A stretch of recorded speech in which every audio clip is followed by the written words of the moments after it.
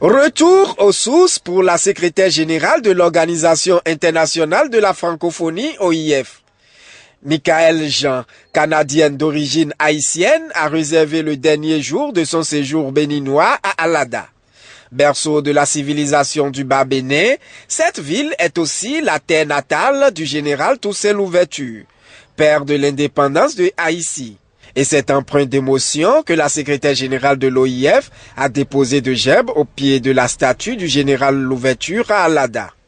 La cour royale d'Alada viendra rappeler à son mémoire quelques souvenirs du général Toussaint Louverture, prince Coquemont de son vrai nom. En effet, beaucoup d'écrits et témoignages ont prouvé que Toussaint Louverture est le fils de Degueno Gaou, prince de la lignée Kogon-Médjé, premier roi d'Alada, au sud Bénin. Toussaint Louverture n'a pas lutté pour la liberté des Noirs venus d'un pays particulier, mais pour celle du Noir en général.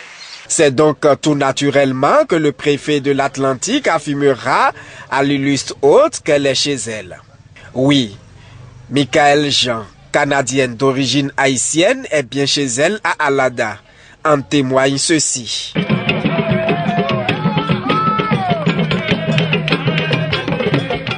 cela, ces danses, ces chants, ce rapport au ciel, ce rapport à la terre, ce rapport à la mer, tout ce qui nous rassemble aujourd'hui, qui fait que nous pouvons dire que nous sommes un peuple fier, un peuple de ce continent et qui se retrouve aussi ailleurs.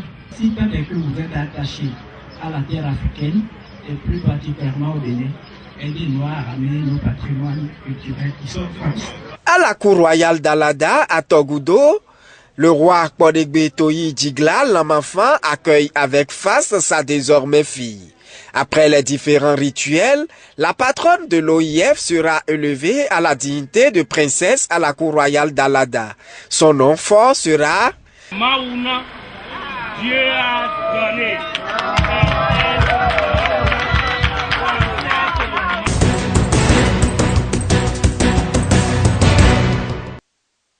Des rencontres B2B entre entrepreneurs tunisiens et béninois. C'est dans le cadre du Forum Bénin-Tunisie pour l'investissement et le commerce.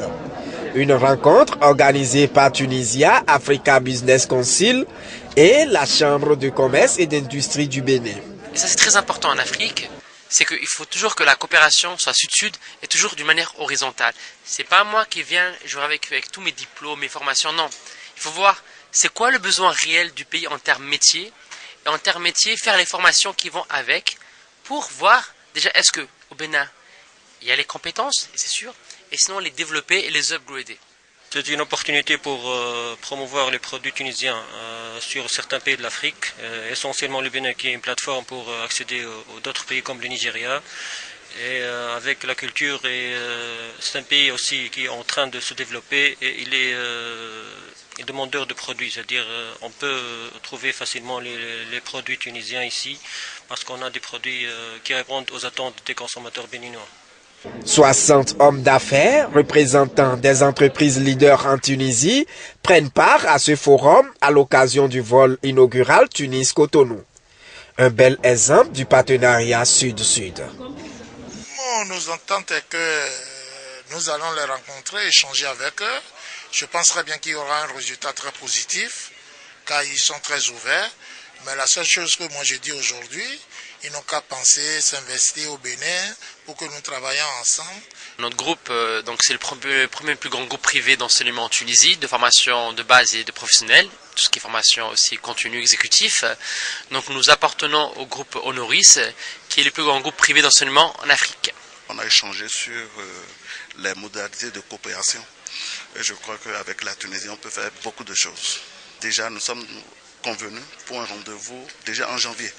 Donc, il descend en janvier pour qu'on ait déjà un partenariat privé et ça donne beaucoup de choses. Je suis très content.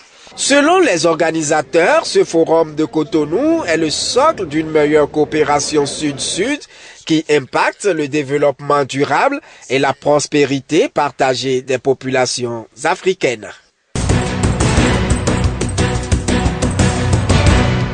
Sécheresse très accentuée avec une forte chaleur entraînant la destruction du cheptel.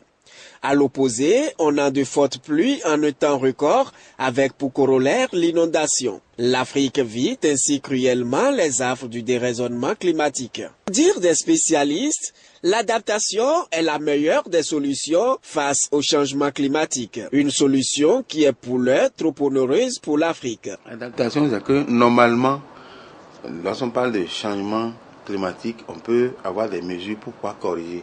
Mais on ne peut pas corriger la nature. Et c'est les pays qui sont pollués plus là, qui ont les moyens pour pouvoir le faire. Mais nous, on n'a pas les moyens de corriger ce dérèglement-là. Donc, nous pouvons que nous adapter à ce mode de vie imposé directement par nous-mêmes. Et s'adapter à ça, c'est de recoller notre manière de faire à ce dysfonctionnement actuel. C'est pourquoi la question du financement du climat a occupé les débats lors de la 22e conférence des partis à Marrakech au Maroc, où une variété de mécanismes de financement a été décidée. Mais il n'est pas connu de tout le monde. C'est pourquoi au Bénin, l'ONG Jeunesse Volontaire pour l'Environnement, JVE, a initié une série de rencontres pour informer le grand nombre sur les principaux mécanismes financiers pour le climat. Cet atelier a été organisé dans le but de partager certains nombres d'informations avec certains acteurs publics et privés pour voir quelles sont les opportunités du Bénin à profiter des financements disponibles au niveau du climat afin de participer réellement au développement de la région. Pionnière au Bénin de la lutte pour une justice climatique et point focal du réseau des organisations de la société civile, l'ONG JVE a aussi présenté aux participants le réseau des OSC, du Fonds d'adaptation, ainsi que les résultats du tracking des financements au niveau local. L'objectif de cette étude, qui a été commanditée par nos différents partenaires, nous permet de dire qu'aujourd'hui, par exemple, au Bénin, on peut retrouver autour de 23 millions de dollars les ressources liées à l'adaptation qui sont rentrées au niveau du Bénin. C'est un chiffre exhaustif et qui mérite d'être amélioré au quotidien. Environ 40 personnes venues des ONG, des structures étatiques, des mairies et des PTF ont pris part à cette rencontre. Avec le Fonds vert pour le climat, le Fonds d'adaptation pour le climat, eh bien, il y a des ressources disponibles qui sont séquestrées par juste quelques organismes.